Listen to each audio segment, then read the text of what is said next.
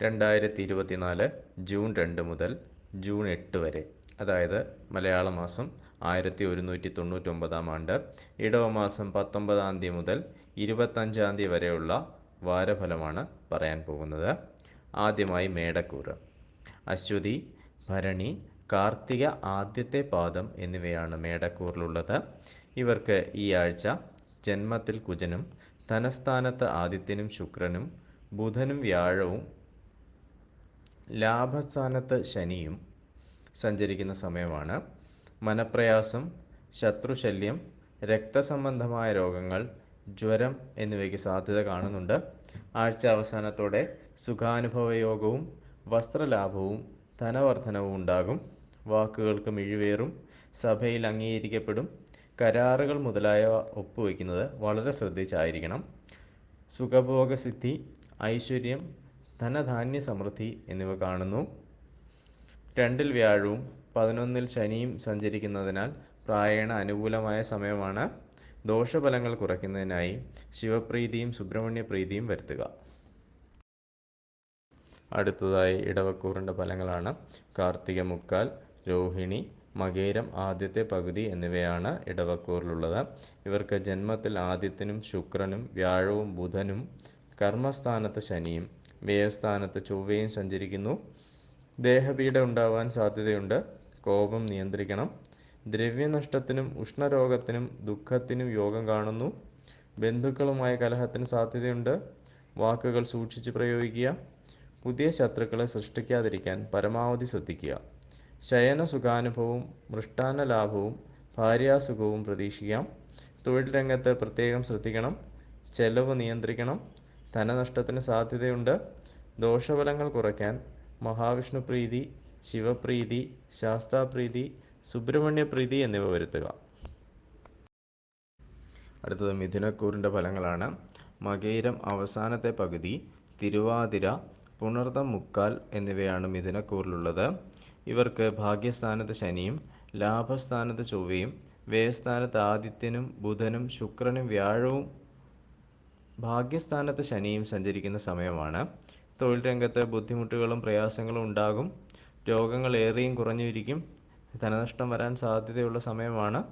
നന്നായി പഠിച്ചതിന് ശേഷം മാത്രമേ പുതിയ നിക്ഷേപ പദ്ധതികൾ പണം മുടക്കാവൂ. യാത്രാക്ലേശത്തിനും സാമ്പത്തിക ബുദ്ധിമുട്ടിനും സാധ്യത കാണുന്നു.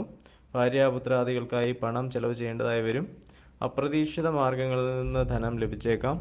കുടുംബസ്വത്ത് അധീനത്തിൽ വന്നേക്കാം. ദോഷപരിഹാരാർത്ഥം വിഷ്ണുഭജനവും ശിവഭജനവും നടത്തുക. അടുത്തത് കർക്കിടകക്കൂറിൻ്റെ ഫലങ്ങളാണ്. പുണർതം അവസാനത്തെ പാദം, പൂയം, ആയില്യം എന്നിവയാണ് കർക്കിടകക്കൂറിലുള്ളത്. ഇവർക്ക് അഷ്ടമത്തിൽ ശനിയും കർമ്മസ്ഥാനത്ത് ചൊവ്വയും ലാഭസ്ഥാനത്ത് രവിയും ബുധനും ശുക്രനും വ്യാഴവും സഞ്ചരിക്കുന്ന സമയമാണ്. രോഗങ്ങൾ അലട്ടും. സർക്കാരിൽ നിന്ന് ഗുണാനുഭവങ്ങൾക്ക് സാധ്യത കാണുന്നുണ്ട്. സന്തോഷം വർദ്ധിക്കും. ധനാഗമം ഉണ്ടാകും. കർമ്മരംഗത്ത് തടസ്സത്തിന് സാധ്യത. മേലധികാരികളുടെ പിന്തുണ ലഭിക്കും. ഭാര്യാപുത്രസുഖം സിദ്ധിക്കും. അഭീഷ്ടകാര്യ സിദ്ധി ഉണ്ടാകും. സുഗന്ധദ്രവ്യങ്ങൾ ലഭിക്കും. ഇഷ്ടഭക്ഷണ ലബ്ധി ഉണ്ടാകും. അഷ്ടമശനി നടക്കുന്ന കാലമായതിനാൽ ശുഭഫലങ്ങൾക്ക് പൂർണ്ണത കുറയും. ദോഷപരിഹാരാർത്ഥം ശാസ്താപ്രീതിയും സുബ്രഹ്മണ്യപ്രീതിയും വരുത്തുക. അടുത്തത് ചിങ്ങക്കൂറിൻ്റെ ഫലങ്ങളാണ്. മകം, പൂരം, ഉത്രം ആദ്യപാദം എന്നിവയാണ് ചിങ്ങക്കൂറിലുള്ളത്. ഇവർക്ക് കളത്രഭാവത്തിൽ ശനിയും ഭാഗ്യസ്ഥാനത്ത് ചൊവ്വയും കർമ്മഭാവത്തിൽ സൂര്യനും ശുക്രനും ബുധനും വ്യാഴവും സഞ്ചരിക്കുന്ന സമയമാണ്. അഗ്നി, ആയുധം, വാഹനം എന്നിവ സൂക്ഷിച്ച് കൈകാര്യം ചെയ്യുക. അകാരണമായ ഭയം മനസ്സിനെ അലട്ടും. അഭീഷ്ടസിദ്ധി ഉണ്ടാവും. ബന്ധുക്കളെ കണ്ടുമുട്ടും. ചെലവുകൾ അധികരിക്കും. ഭാര്യയ്ക്ക് രോഗത്തിന് സാധ്യത കാണുന്നുണ്ട്. അർത്ഥനാശവും കാര്യതടസ്സവും ഉണ്ടാകാം. കർമ്മപുരോഗതി, സ്ഥാനപ്രാപ്തി, ഐശ്വര്യം എന്നിവയ്ക്കും യോഗമുണ്ട്. ശത്രുനാശം, ധനവർദ്ധനവ് എന്നിവയ്ക്ക് സാധ്യത. തൊഴിൽ ഭാരം വർദ്ധിക്കാം. ദോഷപരിഹാരാർത്ഥം ശാസ്താപ്രീതി, വിഷ്ണുപ്രീതി, സുബ്രഹ്മണ്യപ്രീതി എന്നിവ വരുത്തുക.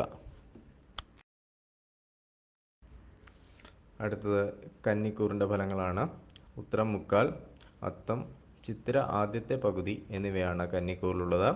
ഇവർക്ക് ശത്രുസ്ഥാനത്ത് ശനിയും അഷ്ടമത്തിൽ ചൊവ്വയും ഭാഗ്യസ്ഥാനത്ത് ആദിത്യനും ബുധനും ശുക്രനും വ്യാഴവും സഞ്ചരിക്കുന്ന സമയമാണ്. ജീവിത സമയങ്ങൾ അനുഭവവേദ്യമാകും. ശത്രുശല്യം കുറയും. യന്ത്രങ്ങൾ കൈകാര്യം ചെയ്യുമ്പോൾ വളരെ സൂക്ഷിക്കുക. രക്തസ്രാവത്തിന് സാധ്യതയുണ്ട്. ശത്രുക്കളുടെ ഉപദ്രവം ഉണ്ടാകും. പിതാവിനോ പിതൃതുല്യർക്കോ അരിഷ്ടതയ്ക്ക് സാധ്യതയുണ്ട്. വാതരോഗങ്ങൾക്ക് സാധ്യതയുണ്ട്. ധർമ്മപ്രവൃത്തികളിൽ താൽപ്പര്യം വർദ്ധിക്കും. ദോഷഫലങ്ങൾ അകറ്റുന്നതിനായി സുബ്രഹ്മണ്യപ്രീതിയും ശിവപ്രീതിയും വിഷ്ണുപ്രീതിയും വരുത്തുക.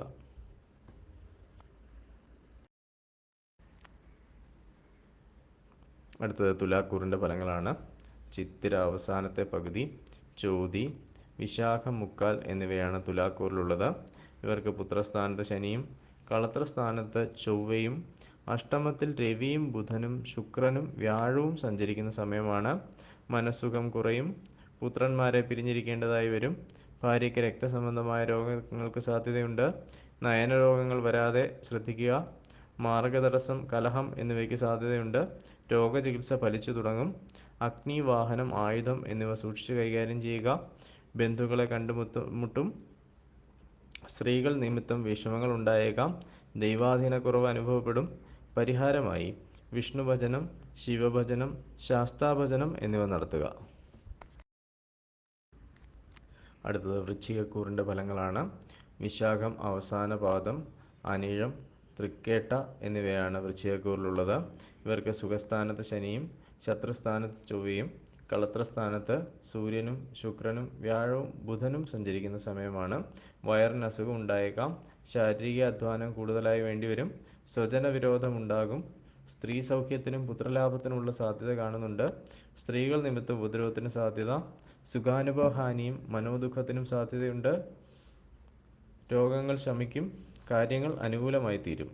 ദോഷഫലങ്ങൾ കുറയ്ക്കാൻ ശിവപ്രീതിയും ശാസ്താപ്രീതിയും ദേവീപ്രീതിയും വരുത്തുക. അടുത്തത് ധനുക്കൂറിൻ്റെ ഫലമാണ്. മൂലം, പൂരാടം, ഉത്രാടം, ആദ്യപാദം എന്നിവയാണ് ധനുക്കൂറിലുള്ളത്.